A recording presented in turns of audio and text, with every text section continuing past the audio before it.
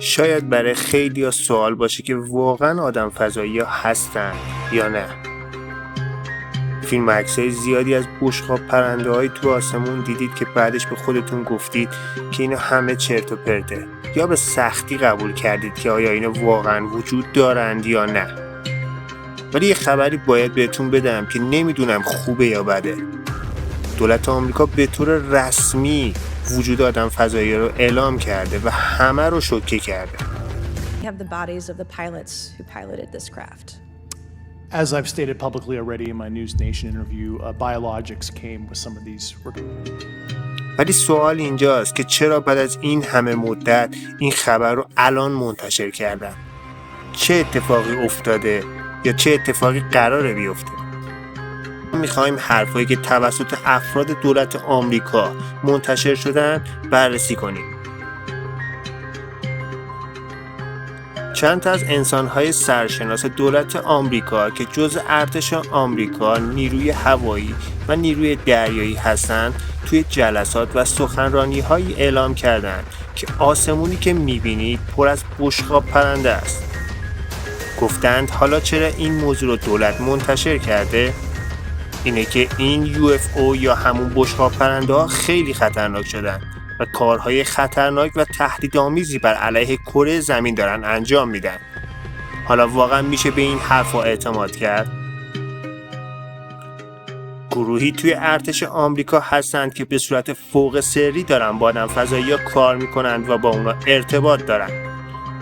اونا خیلی آزمایش هایی دارن روی اونا انجام میدن که به یک نتیجه‌ای برسن و از توانایی و ساختار بدن و چیزهای دیگه اونا سر در بیارن. سخنرانی که منتشر شده از دولت آمریکا که وجود آدم فضایی را تایید کردن رو ببینیم. I believe we have crashed craft, stated earlier. Do we have the bodies of the pilots who piloted this craft? As I've stated publicly already in my News Nation interview, biologics came with some of these recoveries. Yeah. Were they, I guess, human or non-human biologics? Non-human, and that was the assessment of people with direct knowledge on the program I talked to that are currently still on the program. And was this documentary evidence, this video, photos, eyewitness? Like, how would that be determined? The specific documentation I would have to talk to you in a skiff about.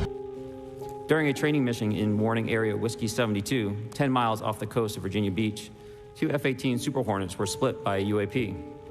The object, described as a dark gray or a black cube inside of a clear sphere, came within 50 feet of the lead aircraft and was estimated to be 5 to 15 feet in diameter. The mission commander terminated the flight immediately and returned to base.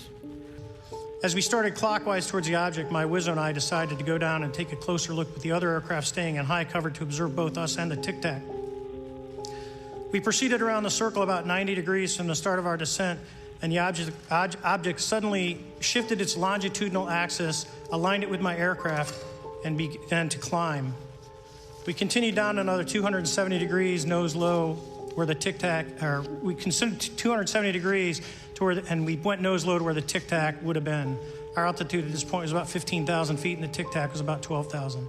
As we pulled nose onto the object, within about a half mile of it, it rapidly accelerated in front of us and disappeared. Our wingmen, roughly 8,000 feet above us, lost contact also. We immediately turned back to see where the white water was at, and it was gone also. So as we started to turn back towards the east, the controller came up and said, "Sir, you're not going to believe this, but that thing is at your cat point, roughly 60 miles away in less than a minute." You can calculate. دولت آمریکا فکر میکرد که اگه مردم از این قضیه مطلع بشن، از شدت وحشت و ترس کارهای غیرقابل کنترلی انجام بدن. اما همه چیز خلاف جهت حرکت کرد. بعد از انتشار این خبر مهم در جهان، مردم خیلی بی‌تفاوت بودن. طوری بود که انگار همه این قضیه رو میدونستند یا اصلا براشون مهم نبود. There and the craft was already outside the hangar and was just preparing to lift off.